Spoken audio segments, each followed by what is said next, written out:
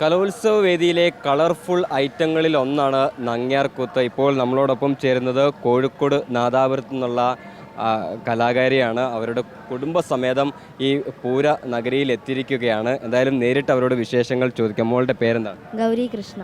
എങ്ങനെ ഉണ്ടായിരുന്നു പെർഫോമൻസ് ഒക്കെ? എങ്ങനെ ഉണ്ടായിരുന്നു? നല്ലത്. അതോടൊപ്പം നമ്മുടെ ടീച്ചർ ചേർന്നു. ടീച്ചറെ, ഈ വേഷവിധാനങ്ങളെക്കുറിച്ചൊന്ന് വേഗത്തിലൊന്ന് ഞങ്ങളൊന്ന് പരിചയപ്പെടുത്തി തരാം. ട്രഡീഷണൽ ആയിട്ടുള്ള വേഷം ഞങ്ങൾ കോപ്പുകൾ എന്നാ പറയുക, കോപ്പുകളൊക്കെയാണ്.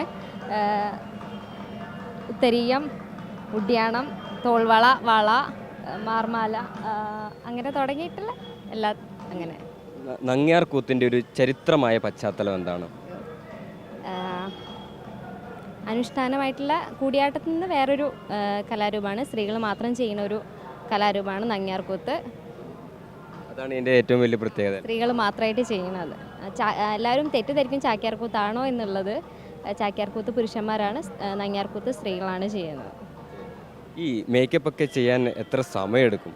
നമുക്ക് മൊത്തം 1.5 മണിക്കൂർ കൊണ്ടാണ് എല്ലാം ചെയ്ത് കഴിഞ്ഞത്. നമ്മൾ തന്നെയാണ് എല്ലാം ചെയ്യുക. വേഷങ്ങളും എല്ലാം നമ്മൾ തന്നെയാണ് ചെയ്യുക, പഠിപ്പിക്കുക, വേഷം ചെയ്യിപ്പിക്കുക, മേക്കപ്പ് കാര്യങ്ങളൊക്കെ നമ്മൾ തന്നെ ചെയ്യാറ്. ടീച്ചറിന് നിരവധി വിദ്യാർത്ഥികൾ ഇതിനോടകം തന്നെയുണ്ട്. അവരെല്ലാം അണിയറയിൽ തയ്യാറായിക്കൊണ്ടിരിക്കുകയാണ്. ഇപ്പോൾ ഇവരുടെ കുടുംബം വന്നു ചേർന്നിട്ടുണ്ട്. കലോത്സവ വേദിയിൽ സംസ്ഥാന കലോത്സവത്തിന് ആദ്യമായിട്ടാണ് അല്ലേ? ഈ തൃശ്ശൂർ എങ്ങനെയാണ്? കലോത്സവ നഗരി എങ്ങനെയുണ്ട്? സൂപ്പർ. ഈ സംസ്ഥാന കലോത്സവവും ജില്ലാ കലോത്സവവും തമ്മിൽ വലിയ വ്യത്യാസമുണ്ട് എന്ന് ഈ പേരൻസും അതുപോലെ തന്നെ എല്ലാവരും പറയാറുണ്ട്. എന്താണ് നിങ്ങൾക്ക് ഇതിനെക്കുറിച്ച് തോന്നുന്നത്? നല്ല വ്യത്യാസമുണ്ട്. എന്നാലും നമ്മളിപ്പോൾ ഓരോരോ ജില്ലയിൽ നിന്നുള്ള ഓരോരോ പേരല്ലേ ഉണ്ടാവും. നമ്മൾ ജില്ലയിൽ നിന്ന് അങ്ങനെ അല്ലല്ലോ. ജില്ലയിൽ നമ്മളിപ്പോൾ ജില്ലയിലാണോ സംസ്ഥാനത്താണോ കൂടുതൽ സമ്മർദ്ദമുള്ളത്? ജില്ലയിൽ നിന്നാണ് എനിക്ക് തോന്നുന്നത്. അത് യഥാർത്ഥ മത്സരം നടക്കുന്നത് ജില്ലയിൽ നിന്നാണ്. അതാണ് അങ്ങനെ തോന്നുന്നത് നമുക്ക്. അതായത് കോഴിക്കോട് പോലത്തെ ഒരു സ്ഥലത്ത് നിന്ന് ഇത്തരമൊരു ഐറ്റത്തിൽ ഒന്നാമത് എത്തുക എന്ന് പറയുന്നത് ഒരു ചെറിയ കാര്യമല്ല. അല്ലല്ല, തീർച്ചയായിട്ടും. ഈ തൃശ്ശൂർ വന്നിട്ട് എന്തെങ്കിലും കാര്യങ്ങൾ ഇനി ചെയ്യണം, അല്ലെ കാണണം, അല്ലെങ്കിൽ പോകണമെന്ന് ആഗ്രഹിക്കുന്ന എന്തെങ്കിലും ഉണ്ടോ? തൃശ്ശൂർ നമ്മളെ വടക്കുന്നാഥ ക്ഷേത്രത്തിൽ പോകണം. പിന്നെ ഇന്നലെ ഉണ്ടായിരുന്നു, ഇവർക്ക് മോൾക്ക് മംഗലം കളി ഉണ്ടായിരുന്നു. അതിൽ ഇന്നലെ A ഗ്രേഡ് കിട്ടിയിട്ടുണ്ട്. അപ്പോൾ ഇന്ന് രാവിലെ ക്ഷേത്രത്തിലെല്ലാം പോയി. ഇനിയിപ്പോൾ വൈകുന്നേരം ഇവിടെ തിരിച്ചു പോകണം. പിന്നെ നമ്മളെ ഒരു ഫ്രണ്ട് ഉണ്ട്, അവരെ വീട്ടിലൊന്ന് പോകണം. ഈ ഒരു മോള് കൂടി വന്നിട്ടുണ്ട്. കുഞ്ഞു നങ്ങ്യാർ കൂടിയാണ് അല്ലേ? നങ്ങ്യാർകൂത്ത് പഠിച്ചുകൊണ്ടിരിക്കുന്നു. 8ാം ക്ലാസ്സിൽ നിന്ന് പെർഫോമൻസിന് എത്തുമെന്നാണ് അച്ഛൻ പറയുന്നത്. കലോത്സവ നഗരിയൊക്കെ ഇഷ്ടപ്പെട്ടോ? ഭാവിയിൽ ആരാവാൻ ആഗ്രഹം?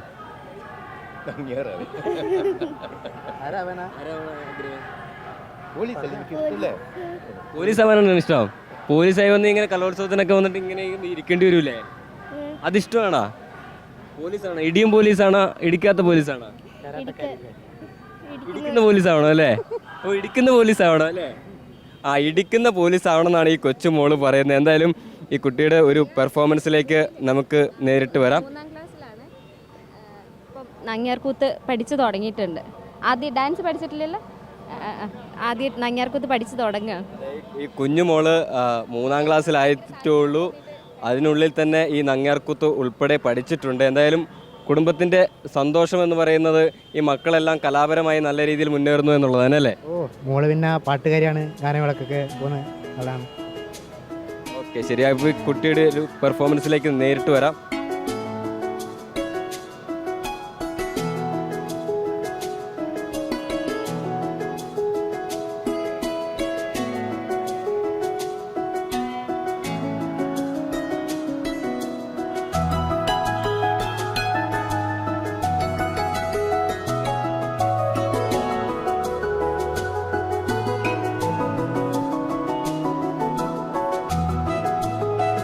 എന്താണ് ചെയ്തത് എന്ന് മോള് പറയും. എന്താണ് ചെയ്തത്? ഇതിൻ്റെ ഒരു കഥ. എങ്കിലോ പണ്ട് കംസൻ തൻ്റെ അന്തകൻ ഭൂമിയിൽ ജനിച്ചു എന്നറിഞ്ഞ് ഇപ്പോൾ ജനിച്ചിരിക്കുന്ന ബാലന്മാരെ നിഗ്രഹിക്കാൻ പൂതനാദികളെ നിയോഗിപ്പൂതം ചെയ്തു. അതാണ്. പ്രേക്ഷകർക്ക് കാര്യം മനസ്സിലായി എന്ന് വിചാരിക്കുന്നു. ഇവർ ടിങ്സാണ്. അയ്യോ, അതാണ് ഇതിൻ്റെ അകത്ത് ഏറ്റവും വലിയ പ്രത്യേകത. ചേച്ചിയാണോ അനിയനാണോ? അനിയൻ. അനിയൻ പാട്ട് പാടുവോ? ഇല്ല. അനിയൻ എന്താണ് കലാപരമായിട്ട് എന്താ കഴിവുള്ളത്? വയലിൻ. വയലിൻ ഉണ്ടാ? ഇല്ല എന്തായാലും സന്തോഷം കേരള വിഷൻ കുടുംബത്തോടൊപ്പം ചേർന്നതിൽ, വിശേഷങ്ങൾ പങ്കുവച്ചതിൽ.